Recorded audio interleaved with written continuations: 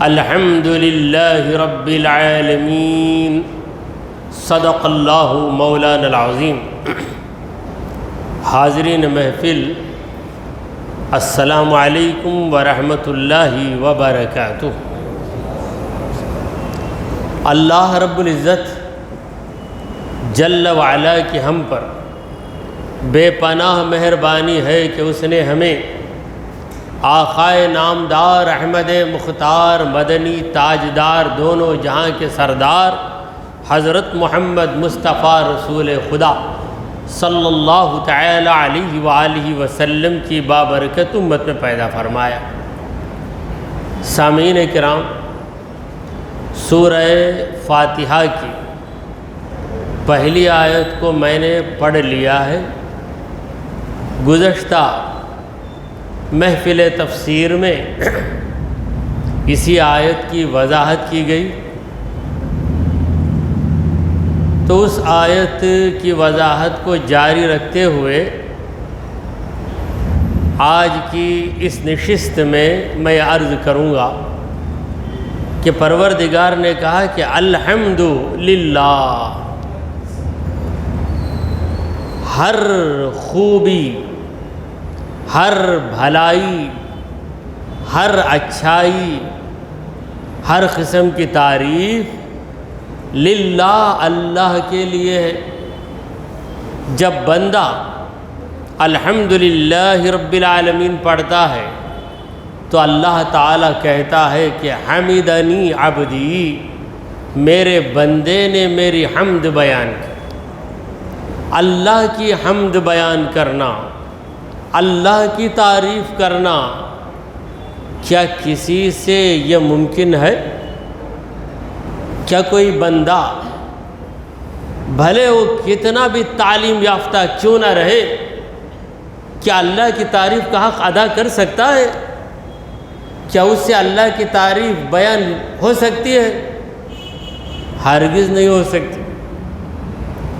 ایک انسان کی تعریف، حالانکہ انسان کے اندر جو بھی خوبی ہے اس کی ذاتی خوبی نہیں، اللہ کی دی گئی خوبی ہے، اس کے باوجود کسی انسان یا کسی بھی مخلوق، ایک پھول لے لیجئے اور کہیے کہ پھول کی پوری تعریف کرو، تو جتنا پھول کا حصہ اس کی سمجھ میں آئے گا اتنی ہی تعریف کرے گا، اس سے زیادہ تو گہرائی میں نہیں جا سکتا۔ اب اللہ تعالیٰ کی تعریف کرنا ہے تو اللہ نے بندوں پہ رحم کیا اور کہا کہ اے میرے بندو، تم نادان ہو، تم ناتوان ہو، میری تعریف کرنے کا سلیقہ، میری تعریف کرنے کا طریقہ تمہیں معلوم نہیں، لہٰذا میں خود تمہیں بتاتا ہوں کہ میری تعریف کیسے کی جائے۔ تو پروردگار عالم نے کہا کہ اے میرے بندے، تو یوں کہہ دے الحمدللہ، ہر تعریف اللہ کے لیے ہے، تو تعریف ادا ہو جائے گی، ورنہ میری تعریف کو تو یہ کر کے کیا بیان کرے گا؟ میری تعریف کو تو لفظوں میں کیا بیان کرے گا؟ لہٰذا مجموعی طور پر کہہ دے کہ الحمدللہ، ہر تعریف اللہ کے لیے، اللہ کے لیے ہر تعریف ہے۔ ایسا کیوں؟ ایک سوال پیدا ہوتا ہے کہ ہر تعریف اللہ ہی کے لیے، اس کی وجہ کیا؟ تو اللہ نے بعد والے لفظوں میں اس کا جواب دیا کہ رب العالمین، اس لیے کہ تمام عالموں کی وہی پرورش کر رہا ہے۔ اگر پرورش کرنے والے کی تعریف نہ کرو تو پھر کس کی تعریف کرو گے؟ یہ پلتا ہے کوئی پالتا ہے، یہ پلتا ہے کوئی پالتا ہے، پلنے والے کی تعریف کریں گے یا پالنے والے کی تعریف کریں گے؟ کسی یتیم بچے کی آپ پرورش کر رہے ہیں تو لوگ آپ کی تعریف کریں گے کہ بھائی کتنے نیک انسان ہیں، یہ یتیم کی پرورش کر رہے ہیں، مگر اس یتیم کی کوئی اس وجہ سے تعریف نہیں کرے گا کہ دیکھ تو پرورش پا رہا ہے اس لیے تو تعریف کے قابل ہے، نہیں، کیونکہ وہ پرورش پا رہا ہے، پرورش کرنے والا تعریف کے قابل ہے، تو پوری کائنات کی پرورش اللہ کر رہا ہے۔ اگر وہ پرورش نہ کرے تو یہ پتا بھی یاد رکھ لیجئے لہلہاتا ہوا نظر نہیں آئے گا، یہ پودا بھی اگتا ہوا نظر نہیں آئے گا، یہ ایک جانور بھی چلتا ہوا نظر نہیں آئے گا، یہ ایک پرندہ بھی اڑتا ہوا نظر نہیں آئے گا، یہ ایک انسان بھی بولتا ہوا نظر نہیں آئے گا۔ تو کائنات کے ذرے ذرے کی وہ پرورش کر رہا ہے، تو رب العالمین ہے۔ رب کا معنی کیا ہے؟ پالنے والا، پرورش کرنے والا، جسے ہم کہتے ہیں پالنہار، سب کا پالنہار ہے وہ، ہمارا بھی، تمہارا بھی، ان کا بھی، ان کا بھی، دنیا والوں کا بھی، آسمان والوں کا بھی، زمین والوں کا، زمین کے اندر والوں کا، سب کی وہی پرورش کر رہا ہے۔ العالمین، عالموں کی پرورش کر رہا ہے۔ تو یہ جو دنیا ہے اسے کہتے عالم، پوری دنیا ایک عالم، آسمان کے اوپر وہ دوسرا عالم، زمین کے نیچے اس کا ایک الگ عالم ہے۔ تو عالم کا لفظ دنیا کے لیے بولا جاتا ہے، مگر ہم یہاں پر مدراس والے عالم کسے کہتے ہیں؟ کراؤڈ کو۔ ہجوم کیا عالم تھا معلوم؟ وہ تھیٹر کے اندر بولے کیا عالم تھا معلوم؟ ہوٹل کے اندر۔ تو وہاں عالم کا مطلب ہجوم اور کراؤڈ، لیکن یہاں اس معنی میں نہیں ہے۔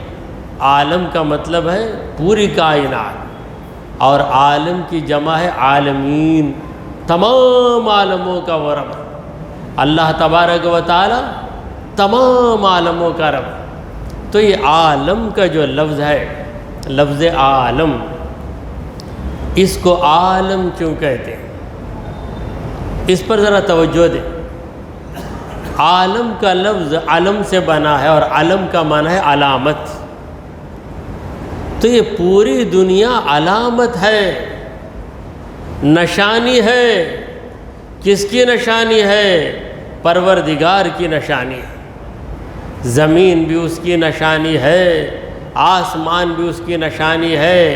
ہر نشانی پتہ دے رہی ہے کہ میں تجھے اس رب کا پیغام سنا رہی ہوں جس رب نے مجھے بھی پیدا کیا اور تجھے بھی پیدا کیا۔ ایک عربی شاعر کہتا ہے وَلِلَّهِ فِي كُلِّ تَحْرِيكَةٍ وَفِي كُلِّ تَسْكِينَةٍ شَاهِدٌ وَفِي كُلِّ شَيْءٍ لَهُ آيَةٌ تَدُلُّ عَلَىٰ أَنَّهُ وَاحِدٌ۔ وَلِلَّهِ فِي كُلِّ تَحْرِيكَةٍ، ہر حرکت کے اندر اور ہر سکنت کے اندر، یعنی کوئی چیز حرکت کر رہی ہے تو اس میں بھی خدا کی نشانی ہے۔ خدا ہی ہے جس نے اسے حرکت میں لگا دیا، اور ہر سکنت کے اندر، یعنی کوئی بھی چیز حرکت کے بغیر ہے، رکی ہوئی ہے، تو وہ بھی خدا کی نشانی ہے۔ خدا ہی نے اسے روک دیا ہے۔ جس کو چلانا چاہتا ہے چلاتا ہے، جس کو رکانا چاہتا ہے رکا دیتا ہے۔ ٹرین چل رہی ہے، سبھی لوگ بیٹھے ہوئے ہیں، لوگ کہتے ہیں کہ ٹرین چل رہی ہے، ڈرائیور چلا رہا ہے، مگر جس نے رب کو پہچان لیا، جو عارف ہے، جس نے رب کو پہچان لیا، وہ عارف باللہ کہے گا کہ میرا خدا ٹرین کو چلا رہا ہے، کیونکہ اس کے حکم کے بغیر یہ ٹرین نہیں چل سکتی۔ پھر چلتی چلتی ٹرین رک گئی، ریل گاڑی رک گئی، سبھی لوگ کہتے ہیں کہ گاڑی رک گئی، انجن ڈرائیور نے بریک لگا دیا، لال رنگ کا سگنل پڑ گیا۔ یہ ساری باتیں دنیا والے کرتے ہیں، مگر اللہ والا کہتا ہے کہ میرے رب نے گاڑی کو روک دیا ہے، کیونکہ پورا عالم پروردگار عالم کے تابع ہے۔ تو عالم کے ذریعے ہمیں نشانی مل رہی ہے کس کی نشانی مل رہی ہے؟ ہمارے خدا کی نشانی مل رہی ہے۔ تو جس چیز کو بھی دیکھو خدا کی یاد آ جائے، اور ہماری یہ کیفیت ہو، جدھر دیکھتا ہوں ادھر تو ہی تو ہے، جدھر دیکھتا ہوں ادھر تو ہی تو ہے، ادھر تو ہی تو ہے، ادھر تو ہی تو ہے۔ خدا ہی کا جلوہ نظر آتا ہے، اس کے سوا ہے کیا؟ حضرات گرامی، تمام عالموں کا رب الرحمن الرحیم، بڑا مہربان، نہایت رحم کرنے والا، الرحمن الرحیم دونوں کا معنی ہے رحم کرنے والا۔ تو پھر رحمان رحیم میں فرق کیا ہے؟ اللہ کے دو الگ الگ نام، اللہ کا ایک نام ہے الرحمن اور اللہ کا دوسرا نام ہے الرحیم۔ اللہ کی کتنے نام ہیں؟ وَلِلَّهِ الْأَسْمَاءُ الْحُسْنَى، اللہ کے اچھے اچھے نام ہیں، فَادْعُوهُ بِهَا، اے مومنو اللہ کو ناموں سے تم پکارتے رہو، پکارتے رہو۔ اور ہمارے نبی کریم صلی اللہ علیہ وسلم نے ہماری آسانی کے لیے اللہ کے 99 نام ہم کو بتا دیے، 99 نیمز، 90 پر 9 نام ہم کو بتائے، مگر صرف 99 نام ہی خدا کے نہیں ہیں، اور بھی، بلکہ میں کہوں کہ خدا کے ناموں کی تعداد بتائی نہیں جا سکتی، خدا کے ناموں کی تعداد بتائی نہیں جا سکتی، کیونکہ خدا کے جتنے کام ہیں اس کے اتنے نام ہیں، خدا کے جتنے کام اتنے اس کے نام۔ تو کتنے کام خدا کے ہوئے، کتنے کام خدا کے ہوتے رہیں گے، کون بتا سکتا ہے؟ دیکھیے ہمارا نام بھی بدلتا ہے، بیٹھ گئے تو ہمارا نام ہوا بیٹھنے والا، اٹھ گئے تو ہمارا نام ہے کھڑنے والا، چلنے لگے تو نام ہو گیا چلنے والا، سو گئے تو نام ہوا سونے والا، کھانے لگے تو نام ہوا کھانے والا، نماز پڑھ رہے ہیں تو نام ہوا نماز ادا کرنے والا، نمازی، روزہ رکھ لیا تو نام ہو گیا روزے دار۔ تو ہم جیسوں کے کتنے نام ہو جاتے ہیں، ایک ایک حرکت پر، ایک ایک ادا پر ہمارا نام بدلتا جاتا ہے۔ غصے میں آ گیا، غصے والا بھائی، وہی پیار کرتا ہے محبت والا بھائی، نام بدل جاتا ہے، جو کام بدلتا ہے نام بدلتا ہے، جتنے کام اتنے نام۔ ہمارے کتنے کام ہیں، ہم جانے یا نہ جانے، ہمارا خدا تو ضرور جانتا ہے، مگر خدا کے کتنے کام ہیں یہ ہم نہیں جانتے، لہذا اس کے بے شمار نام ہیں۔ اور ہمارے نبی کریم صلی اللہ علیہ وسلم نے 99 نام بتایا اور فرمایا من احصاها دخل الجنہ، جو ان ناموں کو یاد رکھے گا وہ جنتی بن جائے گا۔ تو الرحمن رحم کرنے والا، الرحیم یہ بھی رحم کرنے والا۔ تب فرق کیا ہے رحمان اور رحیم میں؟ یاد رکھ لیجئے، رحمان وہ مہربان جو سب پہ رحم کر رہا ہے، اپنوں پہ بھی رحم کر رہا ہے، غیروں پہ بھی رحم کر رہا ہے، مومنوں پہ بھی رحم کر رہا ہے، کافروں پہ بھی رحم کر رہا ہے۔ کیا آپ نہیں دیکھتے کہ دنیا میں بارش اترتی ہے؟ یہ بارش خدا کی رحمت ہے، یہ اترتی ہے تو صرف مومن کے گھر میں نہیں، کافر کے گھر میں بھی اترتی ہے، یہ خدا کی رحمانیت ہے۔ پھل نکل آتے ہیں، مومن کے باغ میں پھل نکلتے ہیں، کافر کے باغ میں بھی پھل نکل آتے ہیں۔ مومن کو قوت ملتی ہے غذا کھانے سے تو کافر کو بھی قوت ملتی ہے غذا کھانے سے۔ مومن خدا کو مانتا ہے، کافر خدا کا انکار کرتا ہے تو ماننے والے کو بھی دے رہا ہے، انکار کرنے والے کو بھی دے رہا ہے۔ یہ خدا کی شان رحمانی ہے۔ دنیا کے اندر خدا کی رحمانیت ہی نظر آ رہی ہے، مسلمان بھی جی رہے ہیں، کافر بھی جی رہے ہیں، اور میدان محشر میں خدا کی شان رحیمی نظر آئے گی. یعنی رحیم وہ جو خاص مہربانی کرتا ہے اور اپنے خاص بندوں پہ رحم کرتا ہے. خدا کے خاص بندے کون ہیں؟ سارے مومن بندے خدا کے خاص بندے، اور مومنوں میں جو زیادہ عبادت گزار ہیں وہ تو خاص الخاص بندے. تو قیامت کے دن مومنوں کو نجات ملے گی، کافروں کو نجات نہیں ملے گی. مومنوں کو جنت کی نعمتیں ملیں گی، کافروں کو جنت کے پانی کا ایک قطرہ بھی نہیں دیا جائے گا. کافروں کو جنت کی ہوا بھی نہیں ملے گی، بلکہ یہ کافر جہنم میں جلتے جلتے ان کی نظر مومنوں پہ پڑے گی. تو یہ کافر عرض کرنے لگیں گے افیضوا علینا مما رزقکم اللہ، اللہ نے جو تم کو نوازا ہے اس میں سے کچھ ہم پر بھی اونڈیل دو. ارے کھاتے کھاتے روٹی ایک ٹکڑا ہمارے پاس بھی پھینک دو، ہم بھی کھا لیں گے. تو مومن کہیں گے ان اللہ حرمہم علی الکافرین، اللہ تعالیٰ نے جنت کے پانی کو، جنت کی ہر نعمت کو کافروں پہ حرام کر دیا ہے. ہم کو تم پر جنت کا پانی پھینکنے کی بھی اجازت نہیں ہے، لہٰذا ہم نہیں دے سکتے. تو صرف مومنوں پہ خدا کی مہربانی ہوگی اور کافروں پہ خدا کی مہربانی نہیں ہوگی. تو یہ رحیم شان.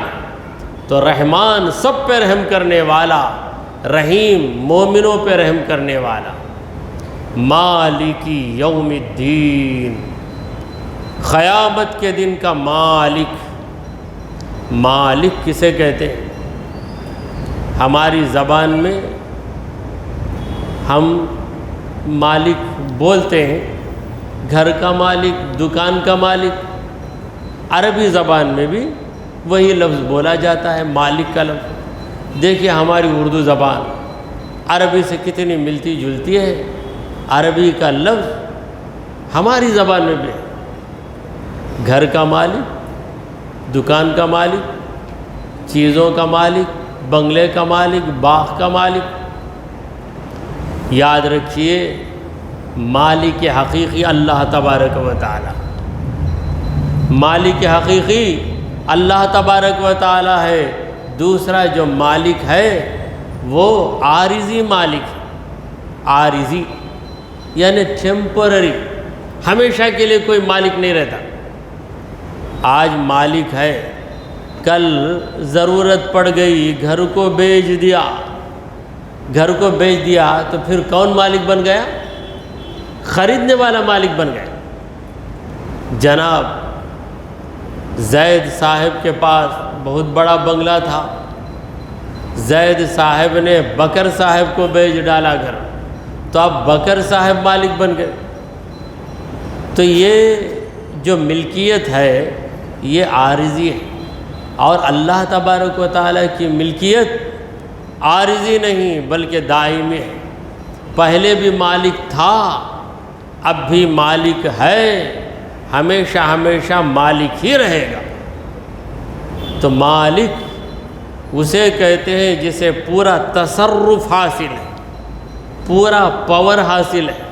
آپ گھر کے مالک ہیں، آپ گھر کو پیلا رنگ لگانا چاہے لگائیں گے، لال رنگ لگانا چاہے لگائیں گے، کالا رنگ لگانا چاہے لگائیں گے.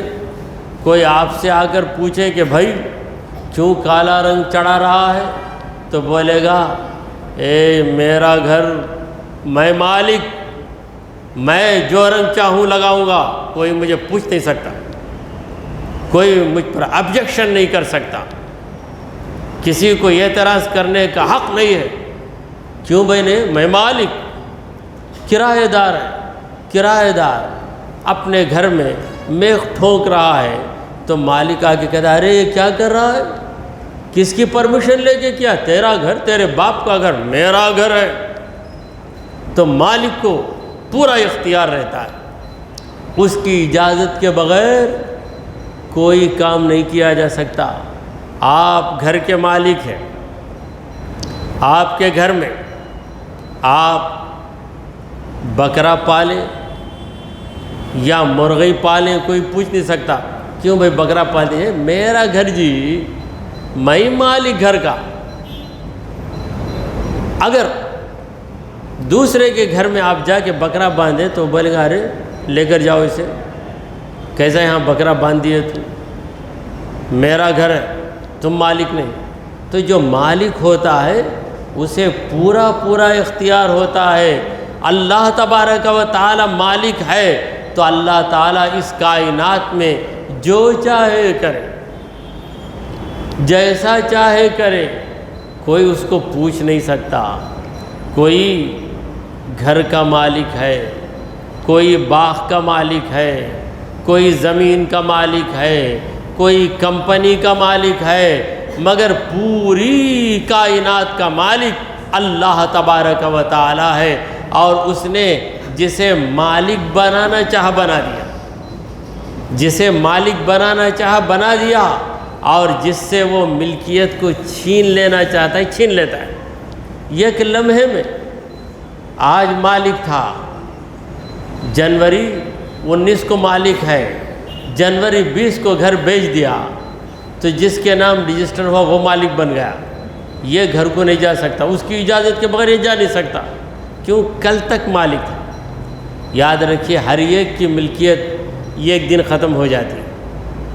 کب ختم ہوتی ہے؟ جب موت آتی ہے تو ملکیت ختم۔ جو مالک تھا گھر کا اب موت آ گئی تو اب وہ مالک نہیں، اس کے وارث مالک بن گئے، اس کے بچے مالک بن گئے۔ باپ زندہ تھا، کسی بچے کو گھر بیچنے کا اختیار نہیں تھا، جو ہی باپ کا انتقال ہوا اس کا بیٹا مالک بن گیا۔ اب بیٹا جسے چاہے بیچ سکتا ہے، اگر ایک ہی بیٹا ہے تو وہی پوری جائیداد کا وارث بن جائے گا۔ اگر 4 بیٹے ہیں تو 4 مل کے بنیں گے، 4 بیٹے 2 بیٹیاں ہیں تو سب مل کے بنیں گے۔ اگر بیوی ہے تو بیوی کو بھی حصہ ملے گا، ماں باپ ہیں تو ماں باپ کو بھی حصہ ملے گا۔ مگر جو مرحوم ہو گیا، مرحوم تو ہو گیا، دنیا کی ملکیت سے محروم ہو گیا، مگر یہاں کی ملکیت سے محروم ہوا تو کیا ہوا؟ وہاں کی نعمتیں اسے مل گئیں، لہذا جو دنیا سے چلا جائے اسے ہم مرحوم کہتے ہیں۔ کیا معنی مرحوم کا؟ جس پر خدا کا رحم ہو جائے۔ مرحوم کا معنی جس پر خدا کا رحم ہو گیا، رحم ہو گیا۔ بڑا رحم کیا ہوا؟ مومن بن کر دنیا سے گیا، مومن بن کر دنیا سے گیا، مومنوں نے مل کر اسے غسل دے دیا، مومنوں نے مل کر اس کی جنازے کی نماز پڑھا دی، مومنوں نے اس کی قبر کھود کر اسے قبر کے حوالے کر دیا، اور مومن اس کی قبر پہ جا کے زیارت کر رہے ہیں، سلام کر رہے ہیں۔ اتنا بڑا رحم ہے خدا کا اس پہ، تو اسے کیا کہیں گے؟ مرحوم۔ اگر کسی کو غلطی سے آپ کہہ دیں کہ مرحوم صاحب کیسے ہیں تو تیش میں آ جائے، کسے جی مرحوم بولتے ہیں، تمہیں مرحوم، تمہارے بابا مرحوم، تمہارے بچے مرحوم، فوراً تیش میں آ کے نوازنے لگے گا۔ حالانکہ مرحوم کا لفظ اگرچہ کہ انتقال ہو جانے والے کے لیے بولا جاتا ہے، مگر اتنا برا لفظ بھی نہیں ہے کہ آپ ناراض ہو جائیں۔ ایسا ایک لفظ ہے حلال خور۔ حلال خور کا معنی کیا ہے؟ کسی کو آپ حلال خور بولو، یہ حلال خور کا بچہ جو ہے بڑا غصہ آ جاتا ہے، کسے بولتے ہیں حلال؟ حالانکہ بہت پیارا لفظ ہے۔ حلال خور کا معنی حلال طریقے سے کھانے والا۔ حلال خور مجھے نہیں بولنا، حرام خور بولنا کیا؟ حرام خور بھی نہیں بولنا، حلال خور بھی نہیں بولنا، پھر کیا بولنا؟ تو ہر مسلمان جو نیک ہے، حلال طریقے سے اپنی روزی حاصل کرتا ہے، وہ حلال خوری ہے۔ مگر وہ لفظ ہم نے خاص کر دیا کس کے لیے؟ جو بیت الخلا صاف کرتا، بھیک نہیں مانگتا بھائی، محنت کر کے بیت الخلا ٹائلٹ صاف کر کے اپنی روزی حاصل کرتا ہے، حلال طریقے سے حاصل کرتا ہے، اس لیے اس کا نام حلال خور ہم رکھ دیتے ہیں، مگر وہ نام برا نہیں ہے، بڑا پیارا نام۔ آپ کسی سے پوچھو آپ حلال کھاتے یا حرام کھاتے، جب حلال کھاتا جی، جب حلال کھایا تو اب حلال خوری ہوئے نا بھائی، پھر اس میں بھڑکنے کی کیا ضرورت ہے؟ تو رب العالمین اللہ تعالیٰ تمام عالموں کا رب ہے، الرحمن سب پہ رحم کرنے والا، الرحیم مومنوں پہ بڑا مہربان ہے، مالک مالک ہے، یوم الدین قیامت کے دن کا۔ تو دین کا دن، یوم کا معنی ہے ڈے یعنی دن، اور الدین کا معنی ہے فیصلہ، فیصلے کا دن ہے۔ فیصلے کا دن جب آ جائے گا تو کوئی کسی کا مالک نہیں رہ سکتا، ہر ایک کی ملکیت ختم ہو جائے گی، کوئی کسی کے کام بھی نہیں آ سکتا، البتہ اللہ کے حکم سے، اللہ کی اجازت سے، اللہ کے نبی محمد عربی صلی اللہ علیہ وسلم شفاعت کریں گے، پھر حضور کے بعد دیگر انبیاء، شہداء، صلحاء، علماء، نیک مسلمان، حافظ قرآن، یہ سب شفاعت کریں گے، مومنوں کی شفاعت کریں گے، مگر شفاعت کا دروازہ کھلنے تک، شفاعت کی اجازت ملنے تک حشر کا عالم کیا ہوگا؟ یوم لا تملک نفس لنفس شیئا، اس دن ایک انسان دوسرے انسان کے لیے کوئی اختیار نہیں رکھے گا، والامر یومئذ للہ، اس دن سارا معاملہ اللہ کا ہی ہوگا۔ دنیا میں بھی اللہ ہی کا معاملہ ہے، مگر یہاں پر اللہ تبارک و تعالیٰ نے ڈھیل دے رکھی ہے، کوئی کچھ کر لیتا ہے، کوئی کچھ کام بنا لیتا ہے، مگر وہاں کسی کی کچھ نہیں چلے گی۔ تو فیصلے کے دن کا مالک، جس دن کسی کو کوئی اختیار نہیں ہوگا، تو فیصلہ ہو جائے گا۔ پروردگار عالم نے فیصلے کے لیے ایک دن مقرر کر دیا ہے، اس دن کا نام قیامت کا دن بولیے یا حشر کا دن بولیے، جو بھی بولیے بولیے، مگر وہ دن آنے ہی والا ہے، اس میں کوئی شک و شبہ نہیں۔ جس دن ہر ظالم کو ظلم کی سزا دی جائے اور ہر مظلوم کو اس کا حق دلوایا جائے گا۔ حضرات گرامی، یہ ایک بار اللہ کے پیارے نبی محمد عربی صلی اللہ علیہ وسلم نے صحابہ سے پوچھا، اتدرون من المفلس، کیا تم لوگ جانتے ہو کہ مفلس کون ہے؟ مفلس غریب آدمی، پور مین، پاور مین نہیں، پور مین، غریب آدمی۔ کیا تم کو معلوم کہ غریب آدمی کون ہے؟ یہ سوال اگر پوچھا جائے تو کیا جواب دیا جائے گا؟ صحابہ کرام بھی بڑے سیدھے سادے لوگ تھے، عرض کرنے لگے، یا رسول اللہ، من لا دینار لہو ولا درہم لہو، جس کے پاس دینار اور درہم نہیں ہے وہی غریب ہے۔ اس زمانے میں دینار درہم، دینار سونے کا سکہ، درہم چاندی کا سکہ، سکے ہی تھے اس وقت۔ آج کل کی طرح جو کرنسی ہے، انڈیا میں آئے تو نوٹ، سعودی میں گئے تو ریال، امریکہ میں گئے تو ڈالر، یہ الگ الگ ملک کے پیسوں کے الگ الگ نام۔ تو اس زمانے میں کہاں تھے؟ تو صحابہ عرض کرتے ہیں، جس کے پاس سونا چاندی نہیں ہے، سونے کا سکہ دینار بھی نہیں ہے، چاندی کا سکہ درہم بھی نہیں ہے، وہی غریب ہے۔ تب نبی کریم صلی اللہ علیہ وسلم نے فرمایا کہ دیکھو، میں بتاتا ہوں کہ اوریجنل مفلس کون ہے، اصل غریب کون ہے، میں بتا رہا ہوں۔ صحابہ سننے لگے تو نبی کریم صلی اللہ علیہ وسلم نے فرمایا کہ قیامت کے دن ایک دن آئے گا، ایک آدمی آئے گا، قیامت کے دن ایک ایسا آدمی آئے گا جس کے پاس کئی نیکیاں ہوں، کئی عمرے کر لیا، کئی نفل نمازیں پڑھ لیا، کئی نفل روزے رکھ لیا، کئی بار قرآن کی تلاوت کر لیا، نیکیاں نیکیاں بھری ہوئی ہے نیکیاں، اتنی نیکیاں لے کر آئے گا، اللہ کے دربار میں اسے پیش کیا جائے گا۔ پھر اللہ تبارک و تعالیٰ کے فرشتے اس کا جائزہ لیں گے کہ اتنی نیکیاں کیا ہے، بے حساب مرتبہ قرآن کی تلاوت کیا ہے، نفل روزے رکھا، نفل نمازیں پڑھا، عمرے پہ عمرہ کیا، طواف پہ طواف کیا، اتنی ڈھیر ساری نیکیاں ہیں، مگر کسی کو اذیت دیا ہے، کسی پر ہاتھ چلایا ہے، کسی کو گالی دے دیا ہے، کسی کی بے عزتی کر دیا ہے، تب اس سے کہا جائے گا کہ اس کی تو بے عزتی کیا، اس کو ذلیل کیا، اس پر ظلم کیا، لہٰذا اس ظلم کے عوض میں تیری ایک نیکی اسے دے دے، تو ایک نیکی کم ہو جائے۔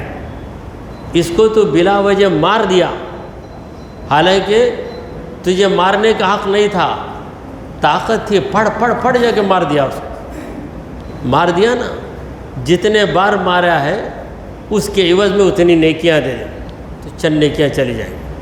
اس کو بلا وجہ اس کا مذاق اڑا کر سب کے سامنے بے عزت کیا نا، اس وجہ سے تیری نیکی اسے دے، تو جاتے جاتے ساری نیکیاں ختم ہو جائیں۔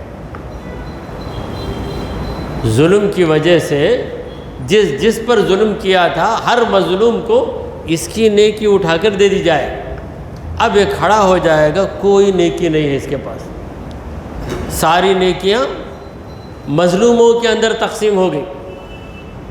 اب یہ ظالم حالانکہ بڑا عبادت گزار تھا، بڑا نمازی، بڑا پرہیزگار، مگر ظلم کرتا تھا، اس کے بعد اور بھی لوگ آئیں گے، ہم پر بھی ظلم کیا ہے، اچھا اس کے لیے کوئی نیکی نہیں ہے، نیکیاں ختم ہو گئی، تو اللہ کا حکم ہوگا کہ جس پر ظلم کیا تھا اس کی کوئی خرابی اٹھا کر اس کے سر پہ رکھ دو، ظلم کے بدلے اس کی برائی اس کے سر پہ رکھ دو، تو جو مظلوم ہیں ان کی برائیاں، ان کے گناہ اس کے سر پہ رکھ دیے جائیں۔